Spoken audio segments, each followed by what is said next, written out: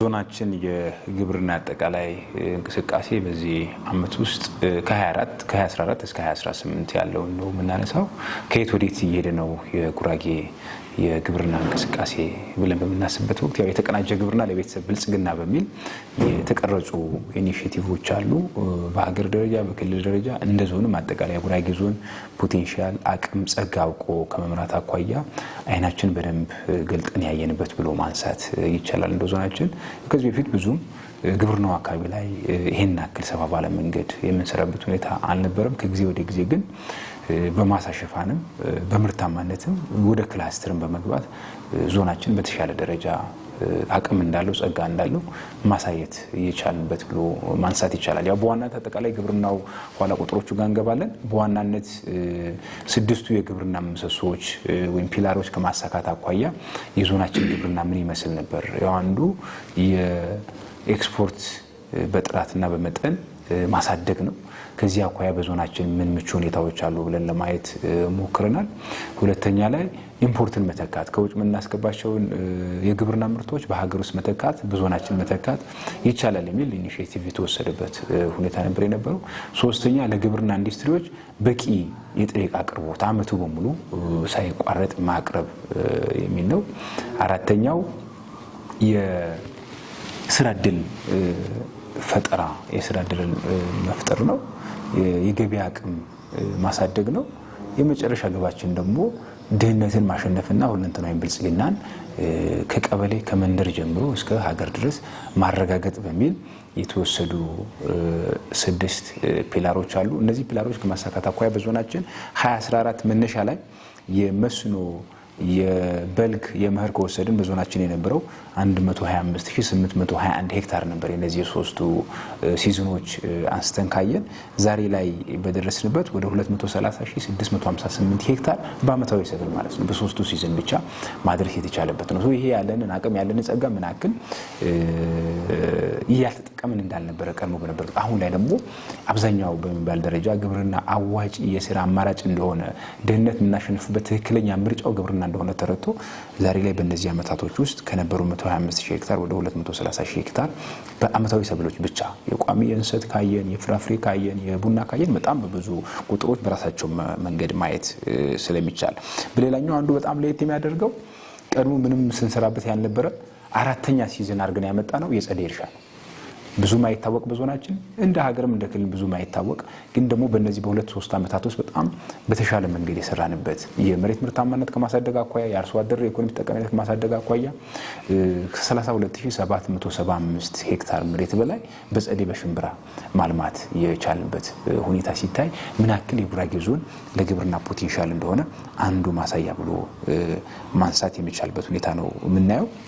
ከምርት ማኳያ አጠቃላይ ከምርታችንም አኳያ ካየን ከ10 ሚሊዮን ማይበልጥ ምርትና ምርት ከነበረበት ዛሬ ላይ በሁሉም አይነት ሰብሎቻችን እስከ 17 ሚሊዮን ኩንታል የሚሆን ምርት ማምረት የደረስንበት ይሄ የመስኖንም የበልግንም የመኸር ጨምረን ይሄ አጠቃላይ በእያንዳንዱ የሰብል አይነቶቻችን ምን ይመስላል በአዝርዕት ሰብሎች፣ በሆርቲካልቸር ሰብሎች፣ በብዕር ሰብሎች የሚለው ነገር ዘርዘር አድርጎ ማየትም ካስፈልገ እያንዳንዱ አካባቢ ላይ ማየት የምንችልበት ሁኔታ ይፈጠራል ብዬ አስባለሁ። ያ በዋናነት ጸደይ ጨምረን እንደ አራተኛ የምርት ዘመን መስኖ ላይ ካልነበረበት በነበረበት ማለት ይቻላል ዛሬ ላይ እስከ 27000 ሄክታር በመስኖ ማልማት የቻልንበት ከ10000 ከ11000 ሄክታር የማይበልጥ የነበረው የመስኖ መነሻችን ዛሬ በምርታማነቱም በማሳ ሽፋኑም ከመስኖ ማልማት ብቻም ሳይሆን ወደ ክላስተር ዛሬ ላይ አበሽጌ ቢገባ ቻሃ ኖር ቢገባ ሰፋፊ የሆኑ የመስኖ ማሳዎች በዞናችን በዚህ 5 አመት ውስጥ በብልጽግና ጉዞአችን ላይ የተቀናጀ ግብርና ለቤተሰብ ብልጽግና ብለን በጀመርነው እንቅስቃሴ ይሄን ማረጋገጥ የተቻለበት ሁኔታ ሲታይ አንዱ እንደ ትልቅ ስኬት መውሰድ የሚቻልበት ሁኔታ እንዳለ ማንሳት ይቻላል። በሌላ መንገድ አጠቃላይ በተለይም በዋና ዋና ሰብሎቻችን ምርታማነት ነው አንዱ የምናስበው። አሁን ገበያ መረጋጋት አለበት፣ የኤክስፖርት በጥራት በመጠን ማሳደግ አለብን፣ ኢምፖርትን መተካት አለብን ብለን ስናስብ አንዱ ማሳ ማስፋት አለብን። በሌላ መንገድ ደግሞ ባለን ማሳ ላይ ምርታማነት ማሳደግ ስለሚያስፈልግ በቆሎ ከ55 በአማካይ ወደ 70 እና በሞዴል አርሶ አደሮች 121 ኩንታል ፐር ሄክታር ማድረስ ችለናል። ይታወቃል በዞናችን ዛሬ ላይ አበሽጌ ላይ የአበሽጌ አማካይ እስከ 84 ይደርሳል። ግን ደግሞ ጥቅል እንደ ዞናችን ካመጣ ነው 70 ኩንታል ፐር ሄክታር ነው። ይሄ እንደ ክልልም የለም እንደ ሀገርም የለም። በሞዴሎች ደግሞ 121 ኩንታል ፐር ሄክታር ማድረስ ችለናል። ይሄ በዞናችን በሁሉም አርሶ አደሮች እዚህ ደረጃ ላይ ማድረስ የምንችልበት ስራ መስራት ያስፈልጋል ብለን ነው። በቆሎ ላይ አንዱ ያው ከክላስተር አልፎ ወደ ሜጋ ክላስተር የተሸጋገረበት የዚህ 5 ዓመት የስራ ውጤት ነው በቆሎ። ይሄ ለክልልም ለሀገርም ለዞናችን ምን አክል አቅም ምን አክል ጸጋ እንዳለን አንዱ የምናይበት እንደሆነ መውሰድ ያስፈልጋል። ሌላኛው ስንዴ ነው። 42 ከነበረበት ወደ 48 ኩንታል ፐር ሄክታር በሞዴሎች እስከ 60 ኩንታል ስንዴ እንደጋኝ ወረዳ ላይ ገደባ ነጉታ ዝሮሬ ላይ ስንዴን በዛ ደረጃ ማድረስ የቻለበት ሁኔታ ነው ያለው። ገብስ ከ28 ወደ 38 ኩንታል ምርታማነት በአንድ ሄክታር ማድረስ የቻልንበት ነው በዚህ 5 ዓመት ውስጥ።